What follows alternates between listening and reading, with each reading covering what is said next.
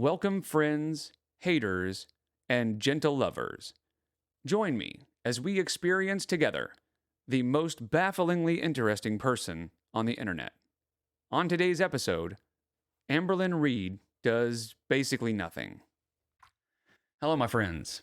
So in the last video where I looked at Amberlynn's TikToks, it was mainly just for cringe and looking at just how crazy, she kind of was on TikTok and is on TikTok. She made so many thirst traps, basically. Well, after I was finished with that, I was kind of going through and looking at a lot of other ones. I was trying to look at a bunch before TikTok went away, but of course it's back now. But I found a bunch that were funny. Not a lot were different than what we'd already seen. But then I started finding some that were not so funny. And we'll get to that in just a minute. But first of all, if you'd like to like and subscribe, that would literally be hectic. I'm not going to lie. But I've always found it interesting that Amberlynn really isn't funny when she means to be. When Amberlynn's funny, it's almost always by accident. And this is a perfect example of that.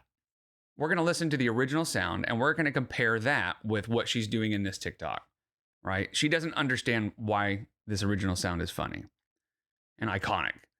Scary. Big? Big? Are you calling me big? No, talk about me. She just doesn't get it, you know? The reason it was funny back then is because it was just an off-the-cuff reaction. It was stupid, but not in a modern Amberlynn, smug, self-righteous way, right? She was kind of joking and kind of whatever, but it was silly, right? That person's light is making me look really... Yeah, I look like a big cherry. Big? Big? Are you calling me big? No, talk about me. Everybody's like, oh, Becky the thumb. At the time, that seemed pretty lighthearted and silly and kind of funny and cringe, but knowing what we know now about their relationship, it's much darker, right? Because Beck says big cherry, and Amber responds and reacts, and immediately Beck says, it was me, I was talking about me. And now they say that is true, that they were actually talking about them, but that doesn't really matter because Amber thought that they were talking about her. And so Beck just immediately was like, it was me. Because, Beck just didn't want to deal with the wrath of Amber. So Amber doesn't see it that way. She thought she would bring back an iconic line and make it funny, but she's just bad at it. She doesn't have any comedic timing. She doesn't have any actual acting skill. So it's just lame. So this one was kind of lighthearted and funny to get started with, but it's going to become less funny and more infuriating as we go. I want a better body. I want better skin. I want to be perfect like all your other friends. So pretty. She makes 2,000 TikToks about look how sexy I am and look how hot I am. And then she does this. And it's so that people will go, oh, girl, you look great. Amberlynn has always cried fat phobia and used her weight as a shield when she gets any kind of criticism. It's always, you're being mean to me or you hate me because I'm fat, right? And she always says, it's easy to pick on the fat girl. She pretends to be a victim or acts like a victim anytime anybody critiques her or says anything about her or calls her out on her lies or anything like that. And she plays the victim by saying, oh, it's just because I'm fat. And then she goes over to TikTok and she films this. Dolce.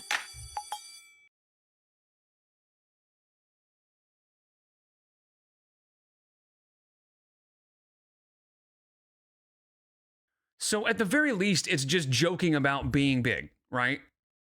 That's the kind of surface level reaction you can have to that, is like, look at how big and flabby I am, and then look, I can then change it, whatever. And then that leads into, this is the before and how gross I am, and then look at how pretty I am if I'm not fat. If anything has ever been fat phobic, and that's not the only one. In fact, there are a lot of them. I just grabbed a few just so we can look at them together. But here's another one. 'Cause after all this time, I'm still into you. I should be trying to just basically showing, look how fat, look at all the fat. And then it's gone. Look how pretty I am. Bad guy. Wait, hold on. I messed up. Let me try again. Bad guy. Duh. And then she brings in the sexy look again, right? And then so she has the one where she's saying how much she hates her body and all that stuff. And then she does all these things to make her body look crazy and weird. And then, oh, look, it's not really crazy and weird. Look how beautiful I am. And then the same person that did this one goes into this girl power, look how much confidence I have sort of situation type deal.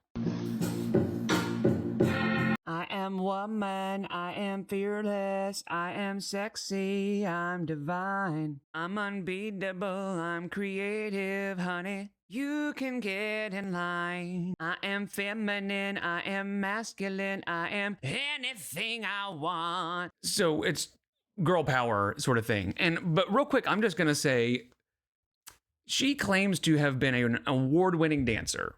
Now, I realize that at this point, she can't do much dancing with like her feet and her legs and stuff, which whatever, that's fine. But you can generally tell when somebody is only dancing with their upper body, whether they can dance or not, right? Like, for example,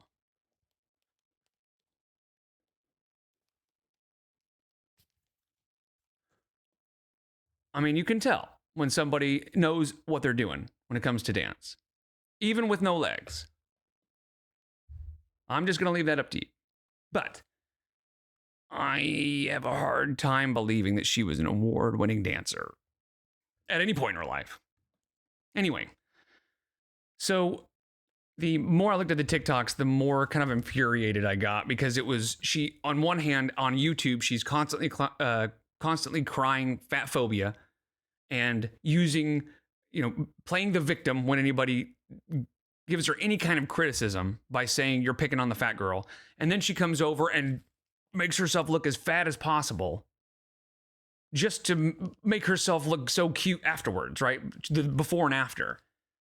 So if anything has ever been fat phobic, it's that for sure. And I thought we'd finish up with this. This is Emily filming Amberlynn. I think we've probably all seen this. No cheating. Use the last video in your camera roll with this template. So anyway, it's just the hypocrisy and absolute audacity of her to, on one hand, constantly cry victim and fat phobia and stuff, and then to come over and do this on TikTok. Anyway, I just thought it was interesting. I appreciate you guys, and I'll see you on the next one. Take care.